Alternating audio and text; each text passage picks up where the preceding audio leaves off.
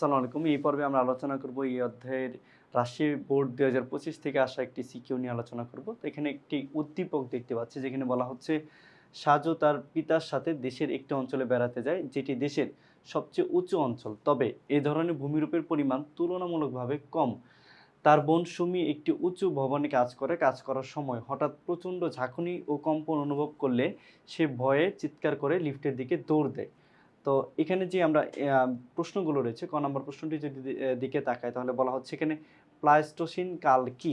তো আমরা জানি হচ্ছে এটা হচ্ছে একটা পাহাড়ের বা হচ্ছে ভূমিরূপ নির্ণয় করতে একটি কাল ব্যবহার করা হচ্ছে। এটা নামকরণ করা হয়েছে প্লাইস্টোসিন, যেটা হচ্ছে ২৫,০০০ বছর পূর্বের সময়কালকে ওই প্লাইস্টোসিন কাল বলা হয়। কাল বলতে বুঝি আমরা সময়কে।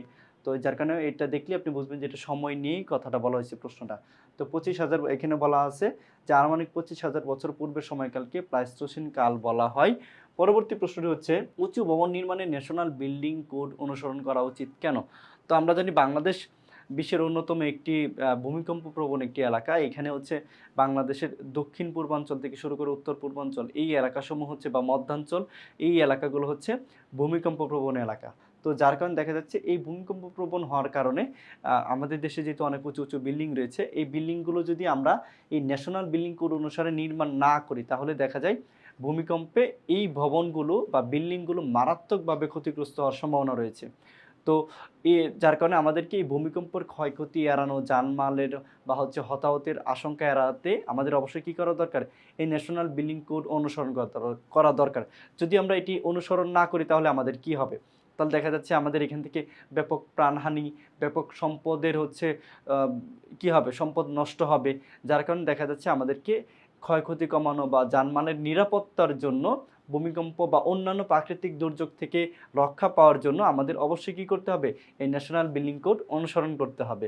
পরবর্তীতে যে প্রশ্নটি বলা হচ্ছে যে, সাজু বাংলাদেশের ভূপ্রকৃতির কোন অঞ্চলে বেড়াতে যায় ব্যাখ্যা করো। তো আমরা দেখতে পাচ্ছি সাজু তার পিতার সাথে দেশের একটি অঞ্চলে বেড়াতে যায় যেটি দেশের সবচেয়ে উঁচু অঞ্চল। তবে এই ধরনের ভূমিরূপের পরিমাণ তুলনামূলকভাবে কম। যেহেতু সবথেকে উঁচু অঞ্চল বলছে এবং তুলনামূলকভাবে কম, যার কারণে আমরা বলতে পারি সে যেই জায়গাটি গিয়েছিল সেটির নাম হচ্ছে টারশিয়ারি যুগের ভূমিরূপ বা টারশিয়ারি যুগের পাহাড়, এই অঞ্চলে গিয়েছে। এই জায়গাটি বা এই অঞ্চলটি হচ্ছে দেশের মোট ১২% জায়গা জুড়ে রয়েছে এবং এই জায়গাটি হচ্ছে আপনার দক্ষিণ পূর্বাঞ্চল অর্থাৎ পার্বত্য এলাকা এবং উত্তর পূর্বাঞ্চলের এলাকাগুলোতে এই ভূমিরূপটি দেখা যায়। অর্থাৎ পার্বত্য চট্টগ্রাম এলাকা, খাগড়াছড়ি, বান্দরবান এই এলাকা, তারপর হচ্ছে সিলেট, মৌলভীবাজার, হবিগঞ্জ, তারপর হচ্ছে ময়মনসিংহের গারো পাহাড়, এই এলাকা জুড়ে হচ্ছে এই ভূমিরূপটি অবস্থিত। ঠিক আছে? বলা হচ্ছে যে সাজু বাংলাদেশের ভূপ্রকৃতির কোন অঞ্চলে বেড়াতে যায়? আমরা জানি হচ্ছে এই ভূমিরূপটি প্রায় ২ মিলিয়ন বছর পূর্বে হচ্ছে কি হয়েছিল? উত্থিত হিমালয় যুগের সময় বা হিমালয় পাহাড় যখন উত্থিত হয়েছিল তখন এই ভূমিরূপটির উত্থান ঘটেছিল।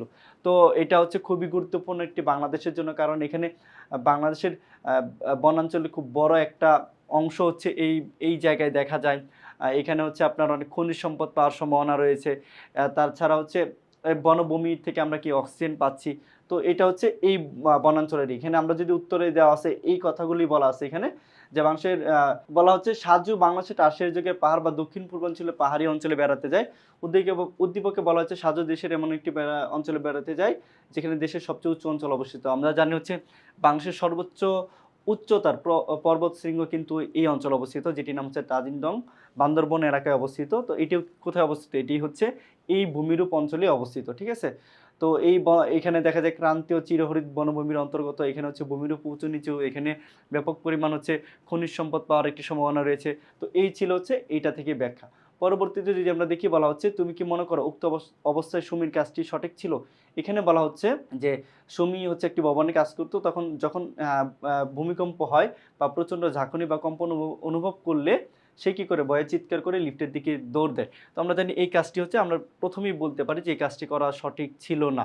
কি কারণে সঠিক ছিল না? কারণ হচ্ছে এই ভূমিকম্পের সময় দৌড়াদৌড়ি করা ঠিক না। স্থির থাকতে হবে এবং শক্ত কিছুর নিচে হচ্ছে আশ্রয় নিতে হবে। এছাড়া এই সময় ভূমিকম্পের সময় লিফট থেকে যতটা সম্ভব দূরে থাকা যায়। কারণ লিফটে আটকা পড়ার একটা সম্ভাবনা থাকে। কারণ লিফট যেহেতু বিদ্যুৎ চালিত, যার কারণে আপনি যদি লিফটে আশ্রয় নেন, তখন এই ভূমিকম্পের সময় যদি এটা কোনোভাবে ক্ষতিগ্রস্ত হয়, তখন সেক্ষেত্রে আপনাকে উদ্ধার করা কিন্তু কি হবে? খুবই কষ্টসাধ্য হবে। যার কারণে আমরা বলতে পারি এই লিফটে আশ্রয় নেওয়ার কারণে আপনার প্রাণহানির আশঙ্কাও থাকতে পারে। যার কারণে এই কাজটি সঠিক ছিল না, দৌড় দেওয়া সঠিক ছিল না। তার করণীয় কি ছিল? সে ভয় না পেয়ে শক্ত কোনো কিছু নিচে আশ্রয় নেওয়া তার এই ছিল যুক্তিযুক্ত ছিল। যার কারণে আমরা বলতে পারি তার এই কাজটি কি ছিল না?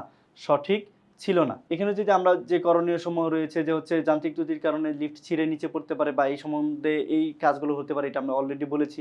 তো আমরা বলতে পারি এটা ছিল না, যেটা উক্ত পরিস্থিতিতে সুমির উচিত ছিল লিফটের দিকে না দৌড়ে শক্ত কোনো টেবিল বা ডেস্কের নিচে আশ্রয় নেওয়া অথবা বিম বা কলামের পাশে অবস্থান করা।